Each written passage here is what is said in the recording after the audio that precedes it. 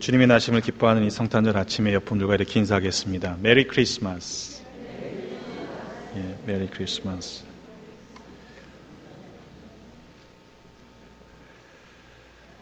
아기 예수님이 주신 평화의 기쁜 소식이 여러분 모두에게 더 풍성히 넘쳐나시는 복된 이 시간이 되시기를 주님의 이름으로 축원합니다.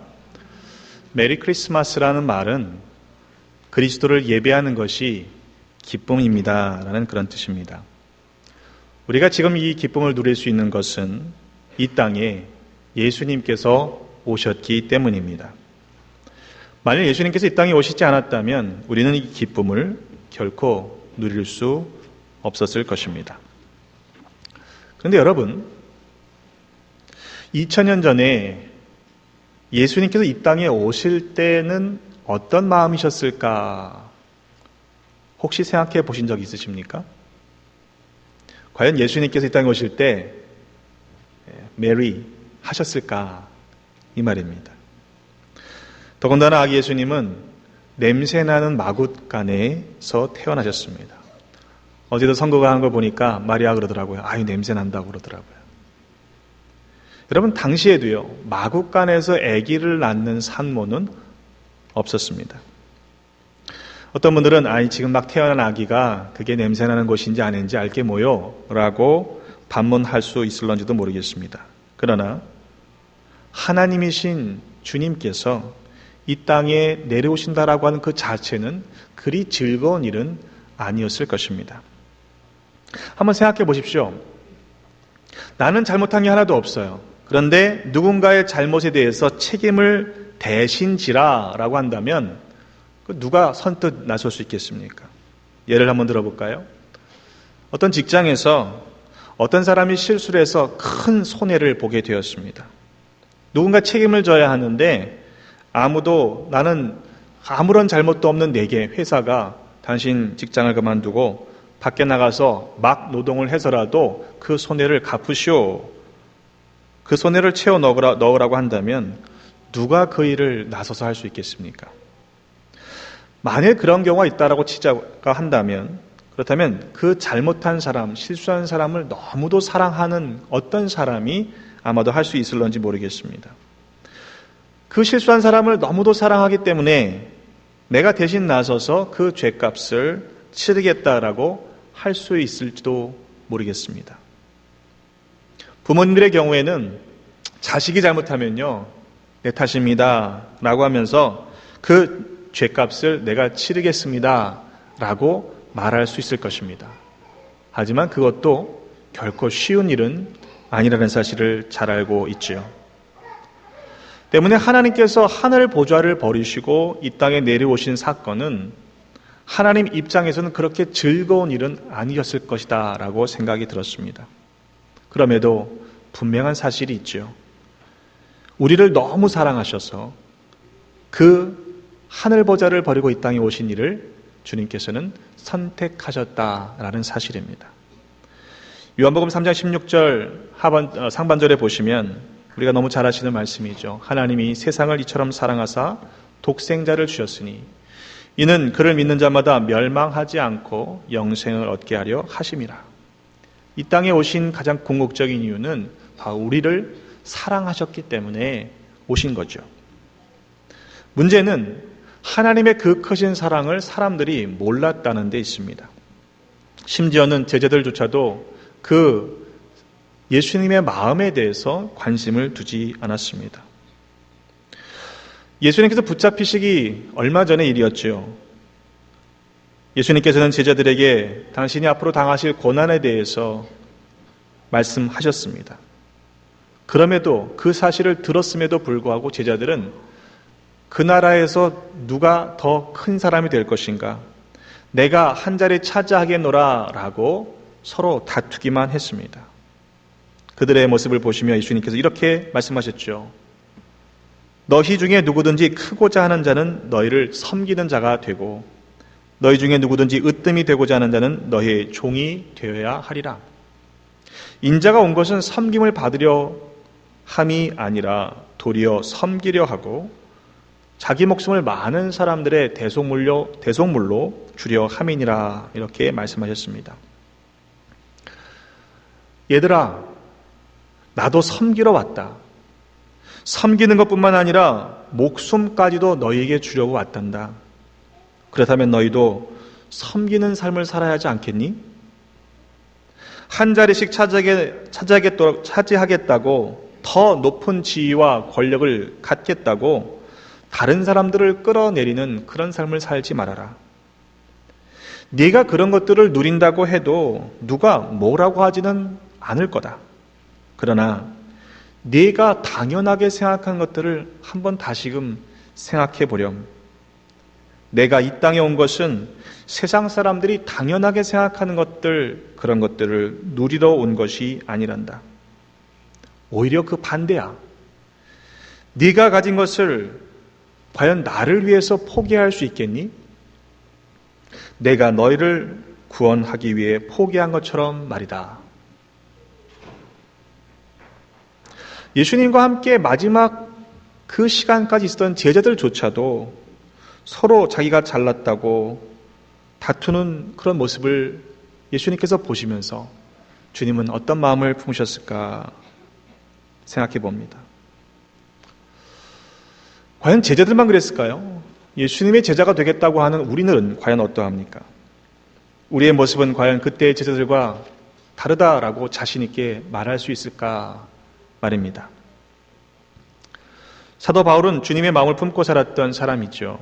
오늘 함께 읽으신 말씀에 전해 보면 1장 8절, 빌립보서 1장 8절의 말씀에 보면 내가 예수 그리스도의 심장으로 너희 무리를 얼마나 사모하는지 하나님이 내 증인이시다라고 그렇게 고백하는 사람 아닙니까? 바울은 그런 마음으로 교회를 향해서 이렇게 말씀합니다. 오늘 읽으신 본문의 말씀이죠. 너희 안에 이 마음을 품으라. 곧 그리스도 예수의 마음이니 그랬습니다. 과연 그리스도 예수의 마음은 어떤 마음입니까? 그는 하나님의 모습을 지니셨으나 하나님과 동등함을 당연하게 생각하지 않으시고 오히려 자기를 비워서 종의 모습을 취하시고 사람과 같이 되셨습니다. 그는 사람의 모양으로 나타나셔서 자기를 낮추시고 죽기까지 순종하셨으니 곧 십자가에서 죽기까지 하셨습니다. 세번역 성경이 이렇게 번역합니다. 그렇다면 예수님을 따르기로 작정한 우리는 마땅히 예수님의 마음을 품어야 하는 것이 아닌가? 이런 질문을 이 성탄절 아침에 여러분에게 드립니다. 예수님의 마음을 품기 위해서 우리는 과연 어떻게 해야 합니까? 겸손하고 낮아지신 주님의 마음을 품기 위해서는 우리는 포기할 수 있어야 합니다. 그것은 내가 누려도 되는 것들, 내가 누려도 마땅한 것들을 포기하는 것을 의미합니다. 그것을 내가 누린다고 해서 누군가 뭐라고 할 수 없는 당연한 것들입니다. 그럼에도 자발적으로 포기하는 것입니다. 어쩔 수 없이 포기하는 것이 아닙니다. 어쩌다가 낮아진 것이 아닙니다. 불편하더라도 그 낮은 자리를 선택하기 위해서 스스로 자발적으로 포기하는 것이죠. 그런 마음을 품고 있는 사람들은요, 자리가 좀 불편해도 마음이 불편해지지는 않습니다. 누군가 나에게 상석이 아니라 저 말석에 가서 앉아라 라고 해도 주님의 마음을 품고 있는 사람들은 기쁨으로 그럴 수 있기 때문입니다. 그저 정년이 보장되어 있던 좋은 직장을 포기하는 수준의 일이 결코 아니었습니다. 하나님과 본체가 같으신 주님이 종의 모습을 취하고 오셨고 사람이 되기까지 낮아지셨고 그리고 십자가에서 죽기까지 하셨습니다. 우리를 구원하시기 위해서 선택하신 일이었습니다. 그런데 바울은 우리에게 우리도 그런 마음, 주님의 마음을 품어야 한다라고 말씀하는 것이죠. 섬기기 위해 포기하는 것, 그것이 곧 주님의 마음이라고 가르쳐주고 있습니다. 때로 우리가 마음을 빼앗기고 옳고 그름을 따지는 여러 가지 일들을 보면요, 분명 우리가 주님의 마음을 품었기 때문에 그러는 일들은 아닐 가능성이 더 많습니다. 그런 마음이 없는 사람들은요, 그런 낮은 자리에 앉으라고 하면 마음이 불편해집니다. 감히 나를 저 구석에 앉혀? 말석에 앉혀? 나를 무시해도 정도가 있지 하면서 꿍 하고 있는 그런 마음들은 결코 주님의 마음이라 말할 수 없을 것입니다. 그렇다고 해서 내가 뭔가를 잘못해서 무시를 당하는, 말속으로 밀려나는 것과도 전혀 다른 차원의 일입니다.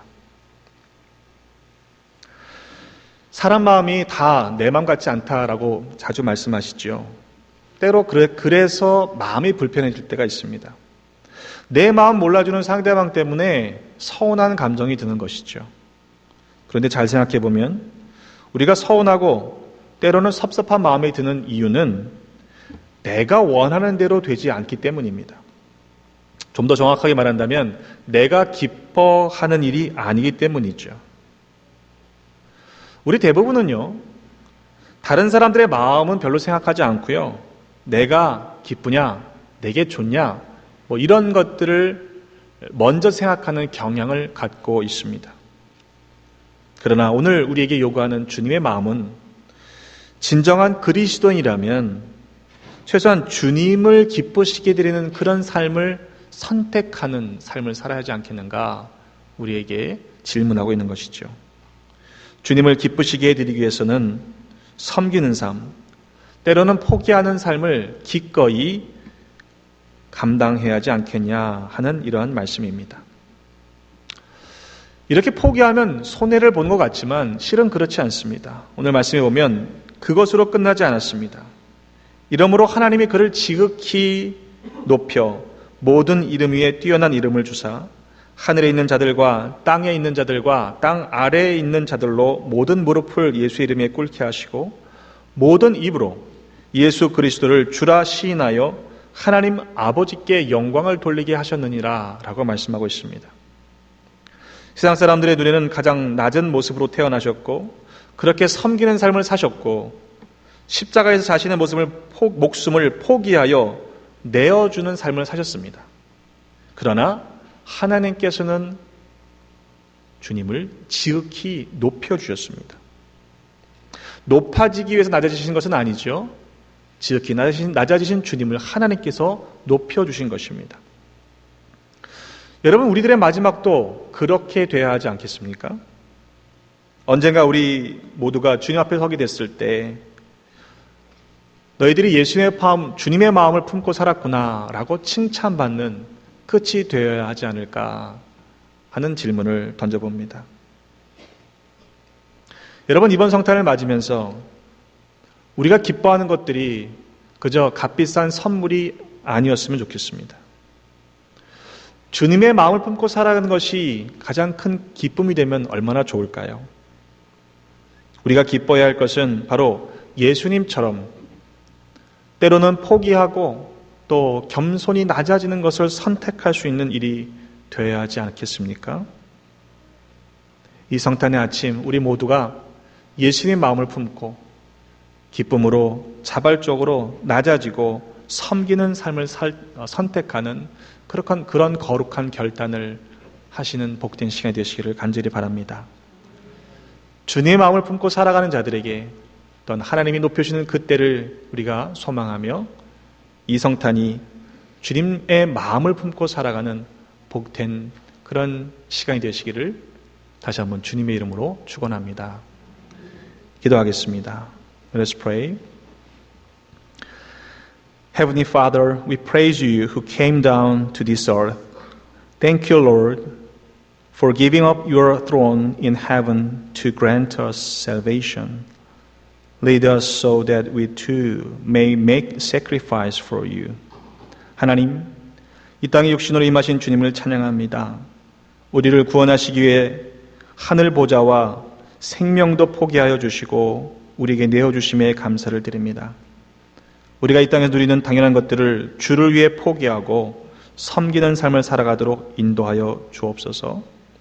마지막 때에 높여주실 하늘 상급을 기대하며 주님의 마음을 품고 살아가는 우리 모두가 되게 하여 주옵소서. 예수 그리스도의 이름으로 기도드립니다.